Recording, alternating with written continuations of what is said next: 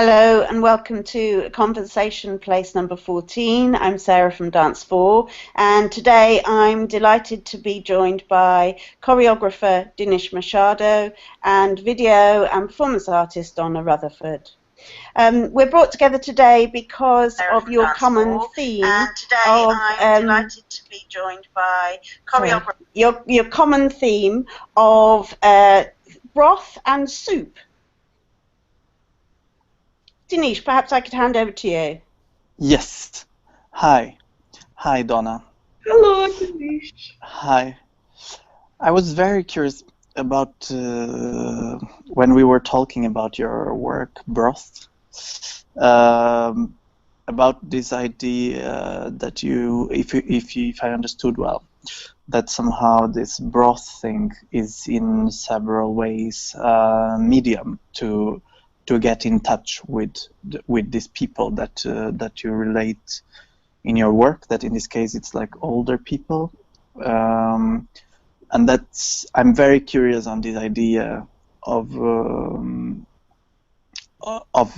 using something as a pretext to arrive somewhere else. Maybe I would ask you, what was this somewhere else that you wanted to arrive, that you couldn't arrive directly, and that the soup allowed you to arrive to? Okay. A lot of my work now it culminates in a 1 hour theatre performance of buy a ticket, come and sit down and watch for an hour. But leading up to that are a series of interviews, video interviews or audio interviews. But I've realised over the years, by not coming straight in with a direct question, basically with Broth, the show that I've just been touring and going to be touring again next year, I'm looking at later life and how people are dealing and not dealing with the changes and shifts in their body and in their mind and in their circle, their social circle, their family, their lifelong relationships. So instead of saying, tell me about how it is to be an old person, my first question to people was, how did your mum or your dad make their soup? Because I knew that they wouldn't be expecting that question. They didn't know the show was called Broth when I first went to speak with them. Quite a few of them I'd already spoken to before or interviewed before, so there was a trust and a connection there. But I hoped, and I kind of knew that through that question, that would lead to all sorts of memories. There's something amazing to ask a woman of 80 to think back to her own parents when they were in later life. So very naturally, that then leads to all the changes and shifts in community, how traditional communities have changed, how living arrangements, how families move away. I knew that very naturally that would lead to all these other things. But you also get that 80-year-old woman remembering back to helping her mum chopping carrots, and so you see that person in a different place. And do they usually know, or do they usually depart from the absence of that memory or the incompleteness of that memory? Well, I'd ask them to go, the anecdote to kind of go into as much detail as possible. So they were really painting a picture of the room and kitchen that they lived in, or wherever it was. And also because I knew from the people interviewed, I wanted to select three of the best or three of the strongest anecdotes to follow as a recipe, because I then follow on stage. I make the soup, Mag's broth, Lizzie's lentil, and David's fish soup from how they describe it. So I wasn't looking for, 4 pounds of carrots, 2 spoonfuls of Yeah. That's interesting. It's quite interesting, as I was telling you also in this when we talked a bit about our works, and in this installation at Lace Market Gallery, I used the soup very much as a pretext for a conversation to meet the public. So because in Lace Market Gallery we are kind of unfolding a stage performance of mine into the practices that constitute this performance, and initially the invitation for Dance For was for me to do an open doors residency, and my answer to that was that if you have public coming in, it's not a residency. It can be interesting to think how to open a research moment, but it's not. For me, there is something on being in residency or being in rehearsal that has to do with being in a private space that doesn't have to communicate necessarily immediately. So if you have the public in, for me, it's important to think even within a research context, how is that you communicate with these people? So since I'm working with a bit of like trance-like practices that are very introspective for the performers, I wanted to have a moment where where the public that is in the space can meet us and can make us questions as well, and get like ask everything you want to know, basically. But I was very aware that the kind of formal conversations that happened around performances usually are able to talk, people are able to talk about a certain kind of things.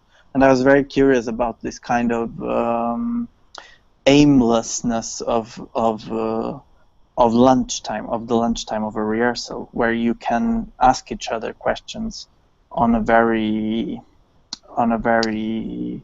with a very specific time that is more about wondering maybe than to arrive to a conclusion. And yeah. And I kind of see that. I know in my own rehearsal spaces when I'm working with people, you know, often you forget to eat, but obviously with dancers and stuff, you have to have those set times, and I can understand why for the public that are coming into your process just now, it's a much more inviting situation, but you're still not kind of changing your process, you know, your kind of precious time to create and develop the project. So, but it's much more, you know, for them to come in and you to be at whatever random stage, it could be quite intimidating for them to just be in the space, or to intimidating for you or intimidating for them also, engage in that properly.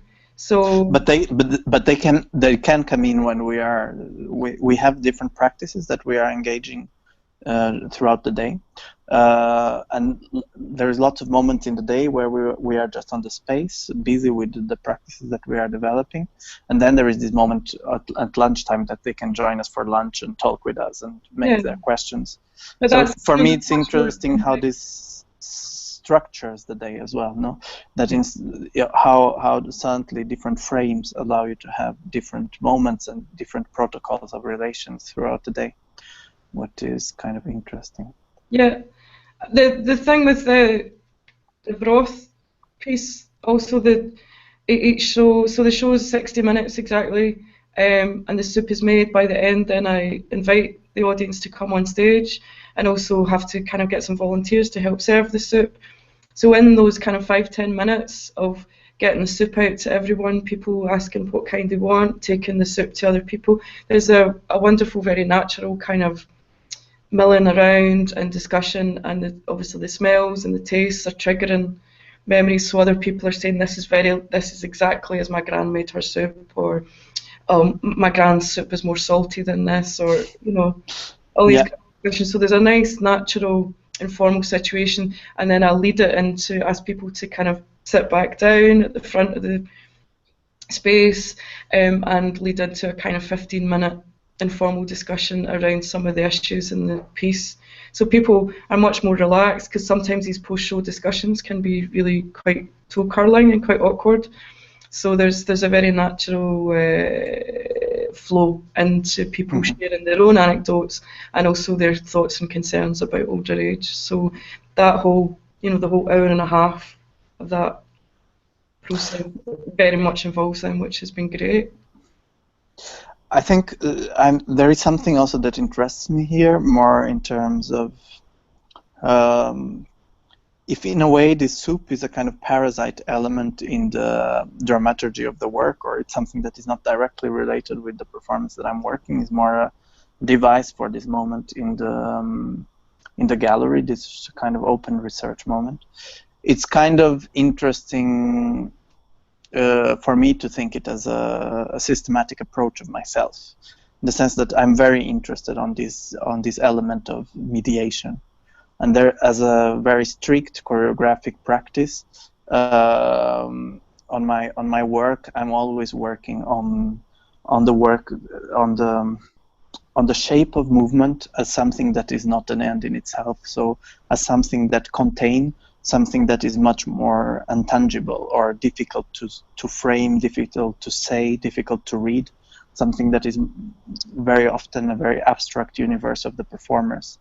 But for you to arrive to these inner abstract universes of the performers, you always need a shape. So you always need a shape to approach, and that is it's very interesting for me to think how this soup appears here as a way to arrive to something as shape, as movement shape in my work, is also a medium to arrive to something else that is much more difficult to say what it is, maybe. And I'm very interested in your work on how this soup arrives to a much more abstract question as well that relates with age and about this relation of speaking about what you are not speaking with, or making a performance that is about what is not said or what is in between the lines somehow. Well, I mean, there's kind of the obvious connections around soup are about comfort and survival. Soup, not just in Scotland, but being used as people using leftovers, and for a lot of those families that came from big families at the time, it was literally about how do you feed this family, how do you survive the week. And there's now issues of that again with a lot of the situations that people are in.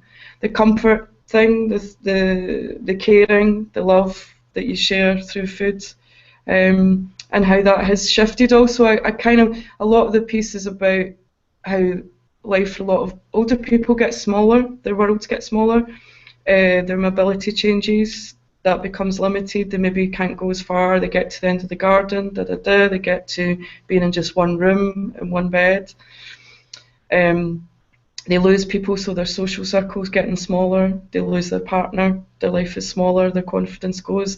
So in that way of their life getting smaller, this pot of soup that used to be always on the go, that was feeding lots of people, has got smaller and maybe disappeared because there's no point to physically make soup for just one person. There's no point to make a pot. So it was that imagery really, alongside the kind of tangible smells and tastes. It's also kind of interesting for me when you talk about age in your work, how because food and relation to food is something that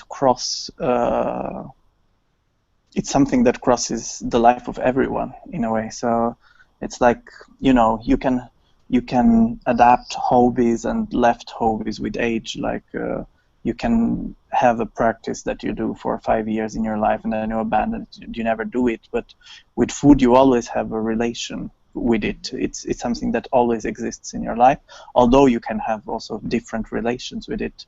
So it's a very identitarian question as well. I think that's something that is very interesting for me. And you were saying, you mentioned a previous piece where you created a risotto in the 60-minute performance. Yeah. And the audience didn't get it. They didn't get to Yes, this was a piece where I used this act of cooking and I was very much, the work was called Still Nature, and I was very much exploring. The performance was a very, stage performance, but it was always working on the paradox of being impossible to stage the act of cooking, because you always have a lot through the smell. You have a lot of contamination in between the audience and the stage, and all the whole I was working a lot with video, so here it connects a lot with you. I filmed a lot of people eating. So the performance started with a series of 10 televisions with people eating and they were going to finish to eat throughout the performance. And the middle of the performance, so I was cooking so the duration of the performance was the duration of cooking, and so it started with all these videos of these other people eating, and as they were finishing, this television would go black, and in the end there was a real person that entered the stage, and this person would dine with me. And this work was very much about loneliness as well. So in a way, it relates a lot with what you were talking about. Yeah, with broth and the kind of the shift in having people around and not having people around. Yeah. And Yeah. the effort you make to cook, the effort you make to eat, the effort you make to survive. Yeah. I think there is something else that is very much of a point of connection in our works, if I understand what you are telling me, that has to do with this idea of identity. So my whole work is about creating a kind of a DIY fictional folklore. So it's about a kind of very weird ritual that is enacted by a performer that corresponds to a folklore of a fictional culture. And this very much comes out of my experiencing of living outside of my home country for the last 4 years. And what does it mean to what is the folklore of people which identity is belongs to a lot of places, because when you go abroad, when you live abroad for a long time, your identity is neither the identity of the place that you left, neither the identity of the place that you arrived to. It's something that is very personal, and that can be very lonely as well. And I think it's quite interesting, probably, I don't know if you encountered that through food and through the conversations that you had through food, because it's very interesting to think how this contamination in like families that move to another country happens, how this reflects in food. I think it's an element that absorbs a lot of these contaminations.